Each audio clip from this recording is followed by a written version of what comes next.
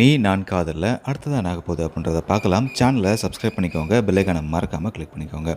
So episode ரொம்பவே செம்ம க்யூட்டாக ரொமான்டிக்காக போயிட்டுருக்கு அப்படின்னு தான் சொல்லணும்.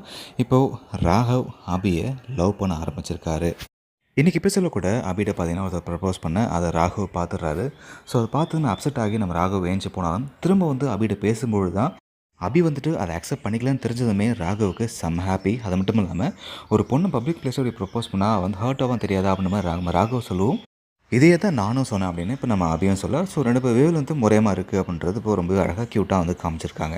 இதெல்லாம் ஒரு பக்கம் இருந்தாலும் ராகவ் வீட்டில் லக்ஷ்மி பாட்டியும் அஞ்சலியும் சேர்ந்துக்கிட்டு அபிக்கு நாமளே நல்ல வாழ்க்கை ஏற்பாடு பண்ணி கொடுக்கலாம், கல்யாணம் பண்ணி வைக்கலாம்னு சொல்லிட்டு விக்னேஷை பற்றி விசாரி அப்படின்னு இப்போ ராகவ்கிட்ட சொல்லுவோம். ராகவ் செம்மையாக கடுப்பாயிடுறார். அடுத்த வாரத்துக்கான எபிசோடில் நம்ம அபியும் ராகவும் ஆஃபீஸ் லிஃப்ட்டில் மாட்டிக்கிறாங்க. ஸோ அங்கே செம்ம க்யூட்டான சீன்ஸ்லாம் இருக்க போகுது. நம்ம அபியோட இன்னசென்ஸும் நம்ம ராகவ் எப்படி அபியை இம்ப்ரெஸ் பண்ண போகிறாரு, இந்த டைம் எப்படி யூஸ் பண்ணிக்க போகிறாரு, செம்ம சூப்பராக இருக்க போகுது. வெயிட் பண்ணி பார்க்கலாம். உங்களோட கருத்துக்களை கமெண்ட்டில் பதிவு பண்ணுங்கள்.